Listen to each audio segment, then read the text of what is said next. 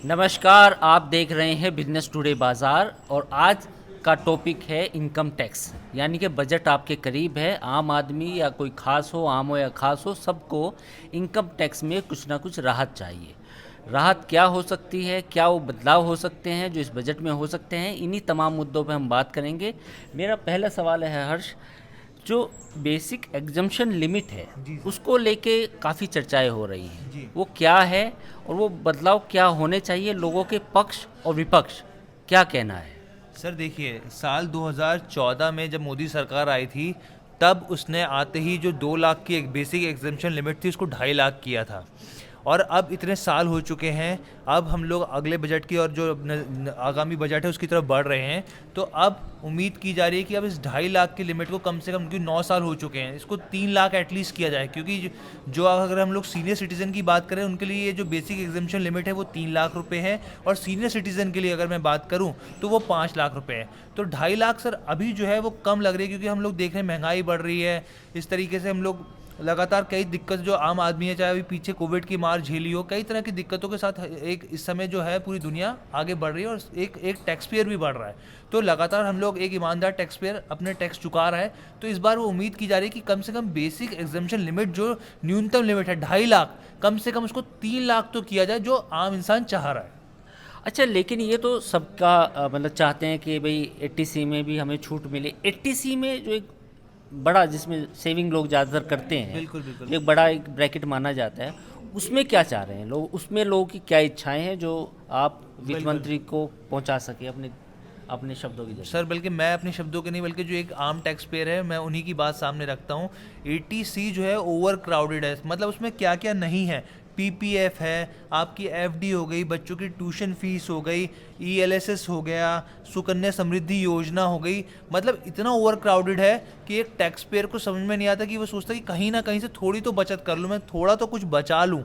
लेकिन वो है कि लगातार हम लोग देख रहे हैं कि 80C जो है पूरा भरा हुआ है। अब जो है इसकी लिमिट जो है वो 1.5 लाख रुपए है सर। मतलब सारा का सारा 80C में है और बाकी सारी दुनिया एक तरफ और 80C। 80C एक तरफ, बिल्कुल बिल्कुल सही कहा आपने।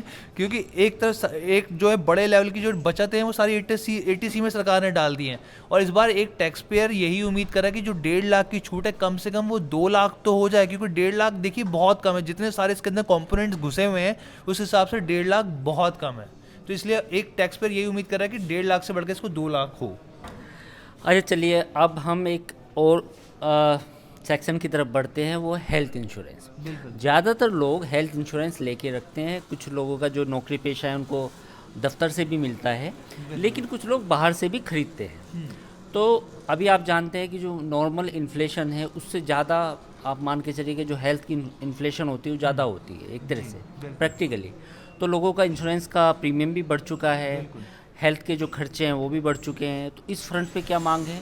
सर, इस फ्रंट पे मांग ये है, देखिए, सेक्शन 80D जो है उसके तहत हमें क्या मिलता है, जब भी हम कोई इंश्योरेंस पॉलिसी लेते हैं तो उसके ऊपर जो हम प्रीमियम चुकाते हैं उसके ऊपर टैक्स छूट मिलती है। अभी अगर मैं और अपने परिवार के लिए मैं बात करूं, मैं अपने बीवी बच्चों की बात करूं अगर सिंपली, तो उस पर 25,000 तक का मैं प्रीमियम पर टैक्स छूट ले सकता हूं। और अगर मैं अपने माता पिता के लिए चुका रहा हूं तो उसके लिए 50,000 रुपये है। तो इस हिसाब से सर ये बहुत कम है, क्योंकि पीछे हमने देखा कोविड की एक लहर आई, और ऊपर से जो खर्चे हैं अस्पताल में, देखिए लगातार महंगाई, इन्फ्लेशन हम 7वें आसमान में देख रहे हैं, ऊपर से महंगाई, जो बाहर से हम इक्विपमेंट्स भी जो इंपोर्ट करते हैं या फिर कुछ भी हो, अगर आप चार्जेस भी देखें अस्पताल में जाके, कि हर बार हर साल बढ़ा देती हैं ये, जितने भी अस्पताल से जुड़े जो भी मैनेजमेंट है वो हम देखते हैं हर साल इसमें बढ़ोतरी करते हैं।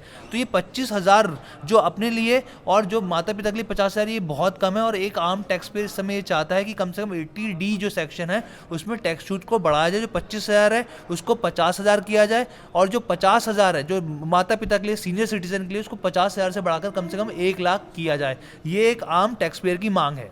अच्छा, चलिए, स्टैंडर्ड डिडक्शन एक उस पर भी काफ़ी सुधारों की मांग हो रही है। लोग कह रहे हैं इसमें बदलाव किया जाए, और बहुत कम स्टैंडर्ड डिडक्शन होता है। लोगों की महंगाई जिस तरीके से बढ़ी है, सैलरी भी बढ़ी है, नो डाउट, पर अब स्टैंडर्ड डिडक्शन का जो ब्रैकेट है, don't you think that it should be enhanced? बिल्कुल सर, डेफिनेटली आपने भी दुखती रग को छुआ है टैक्स पेयर की। क्योंकि देखिए, स्टैंडर्ड डिडक्शन बेसिकली फ्लैट छूट होती है। 50,000 सरकार ने दे रखा है कि अगर मान लीजिए आपकी 5 लाख है और 2.5 लाख का एग्जम्पशन हो गया और 50,000 का स्टैंडर्ड डिडक्शन हो गया, तो यहाँ पे 3 लाख आपके फ्लैट छूट मिल गए। लेकिन अब एक टैक्स पेयर साफ तौर पे चाहता है कि कम से कम इस 50,000 को 70,000 या 1 लाख तो किया जाए, क्योंकि हम लगातार देख रहे हैं कि खर्चे जो हैं वो बढ़ते चले जा रहे हैं, महंगाई बढ़ती चली जा रही है। एक टैक्स पेयर कहीं ना कहीं गुंजाइश आप 80C में नहीं दे रहे, 80D में नहीं दे रहे, बेसिक एग्जाम्पशन में नहीं दे रहे, तो कहीं तो मिलनी चाहिए। तो एक टैक्स पेयर की उम्मीद है कम से कम एटलीस्ट फ्लैट टैक्स छूट जो है स्टैंडर्ड डिडक्शन के तौर पर 50,000 को बढ़ा के 70,000 या 1 लाख करना चाहिए सरकार को। चलिए अब हम बात करेंगे बच्चों की शिक्षा के बारे में। बच्चों की एजुकेशन काफ़ी महंगी हो चुकी है, लोग इसमें भी राहत चाहते हैं। लोगों का कहना है कि 80C में आप बच्चों की एजुकेशन की छूट लेते हैं, लेकिन वो अपर्याप्त है। हाँ, और उसमें भी लिमिट है। कई प्राइवेट स्कूल में जो फीस है वो काफ़ी बढ़ चुकी है। हालांकि एक उसका दूसरा पहलू ये भी है कि सरकारी फ़ीस अलग है, लेकिन सरकारी में कितने लोग अपने बच्चों को पढ़ाते हैं वो एक दूसरी डिबेट का विषय है। तो इसमें क्या लोगों का मांग है, क्या बदलाव चाहते हैं? चाइल्ड एजुकेशन में जो छूट मिलती है उसको एग्जाम्पशन में लोगों का बिल्कुल सर मानना क्या है? तो चाइल्ड एजुकेशन जो भत्ता है, साफ तौर पर जो सरकार ने अभी जो हम लोग बात करें तो जो एजुकेशन के ऊपर 100 रुपये, जी हाँ 100 रुपये, ध्यान दीजिएगा, एजुकेशन पर 100 रुपये, और जो हॉस्टल फीस है 300 रुपये। मतलब 20 साल हो चुके हैं इस चीज़ को, अभी तक सरकार की तरफ से कोई भी अपडेट नहीं आया है, मतलब इस पर ना कोई बढ़ोतरी की गई है। अब आप सोचिए एक एजुकेशन के लिए भत्ता कितना मिल रहा है सर, 100 रुपये, और एक हॉस्टल के लिए 300 रुपये। इस लिहाज से हम लोग कितना पिछड़ चुके हैं। तो एक आम टैक्स पेयर कम से कम इतनी तो उम्मीद करता है, वित्त मंत्री जी अगर आप सुन रही हो तो 100 को 1000 कर दीजिए, और जो 300 रुपये वो कम से कम 3000 हो जाए, ताकि कहीं तो कोई राहत मिले। क्योंकि अभी हम लोग जो अभी हम डिस्कशन करते आ रहे हैं, साफ तौर पर टैक्स पेयर बहुत ज़्यादा इस समय परेशान है कि चाहता है कहीं तो कोई गुंजाइश हो। तो चलिए अब हम बात करेंगे होम लोन की। जी, होम लोन एक ऐसा सेक्टर है जो जिसमें लोग चाहते हैं कि वो अपने सपनों का घर खरीदें, तो उसमें सरकार और ज़्यादा टैक्स छूट दे। बिल्कुल। क्योंकि ज़्यादातर लोगों का मानना है कि ऑलरेडी जब घर खरीदते हैं तो जीएसटी भी है और बहुत सारी चीज़ें हैं, और इस बार तो महंगाई भी है। अगर कोई घर होम लोन ले रहा है तो उस पर भी ब्याज दरें हैं। वो तो इस पे लोगों की क्या बदलाव की मांग सर है? देखिए, होम लोन भी 2 हिस्सों में आता है, मैं आपको साफ तौर पे बताऊं। एक तो आता है होम लोन का जो होता है उस पर ब्याज जो आप चुका रहे हैं EMI, उसके ऊपर आपको ब्याज छूट मिलती है, जो सेक्शन 24B के तहत आता है, उसमें मिलती है टैक्स छूट। तो उसमें क्या 2 लाख का नियम है सर, कि 2 लाख तक आप एक साल में टैक्स छूट ले सकते हैं। तो अब आप सोचिए, जो आपने जिक्र किया, इस समय सबसे ज़्यादा क्या है, एक आम इंसान जिसने भी घर खरीदा है वो भारी EMI चुका रहा है, उसके कंधों पर बहुत ज़्यादा ब्याज दर का जो बोझ है वो बढ़ता ही चला जा रहा है। ऐसे में 2 लाख की जो रियायत है वो काफ़ी कम लगती है, क्योंकि पहले भी सरकार ने इसको बढ़ाया है, लेकिन अभी इसमें काफ़ी वक्त हो चुका है। और एक आम टैक्स पेयर जो है वो यही चाहता है कि जिस तरीके से एक तरफ सरकार ने, जो RBI ने ब्याज दरों में बढ़ोतरी करी, कम से कम उसकी भुगतान, उसकी भरपाई वो इस तरीके से कर सके कि सरकार 2 लाख की जगह इसको 2.5 लाख कर दे। और दूसरी बात, जो आप होम लोन की बात कर रहे हैं, इसमें प्रिंसिपल आता है, प्रिंसिपल अमाउंट, और जो मैं आपको बताया था कि 80C ओवर क्राउडेड है, तो प्रिंसिपल अमाउंट जो है वो भी 80C के दायरे में आता है। और कम से कम एक टैक्स पेयर ये चाहता है कि चलो जी, आपने सेक्शन 24 में जो 2 लाख की टैक्स छूट दे रहे हैं आप ब्याज के ऊपर, वो ना दे, कम से कम जो 80C के अंदर होम लोन के प्रिंसिपल अमाउंट आप उसको अलग कर दें, उसके एक हिस्से को अलग कर दिया जाए। क्योंकि हम लोगों ने पहले भी डिस्कशन किया कि 80C जो है वो ओवर क्राउडेड है, कम से कम होम लोन के प्रिंसिपल अमाउंट को तो यहाँ से निकाला जाए। तो ये इस तरह की जो है टैक्स पेयर मांगी सरकार के सामने रख रहे हैं।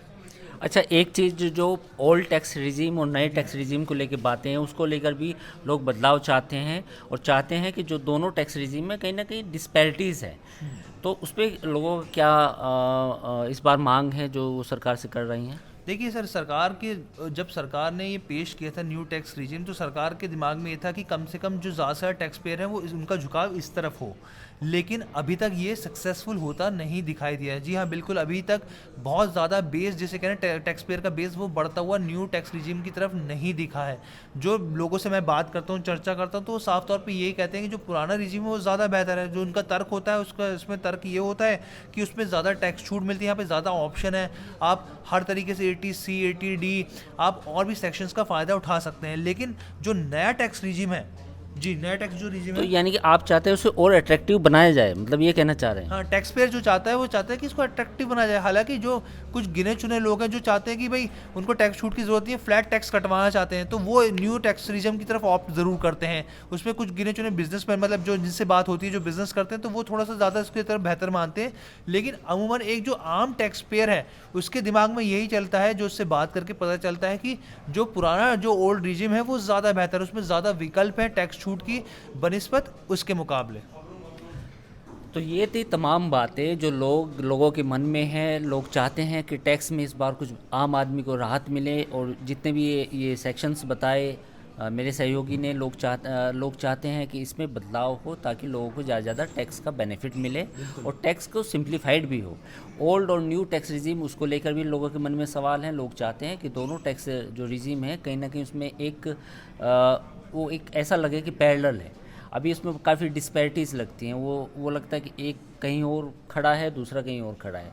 तो ये तमाम इस बार बजट में लोगों की मन में सवाल हैं, जो मेरे सहयोगी ने उनको विश्लेषण किया।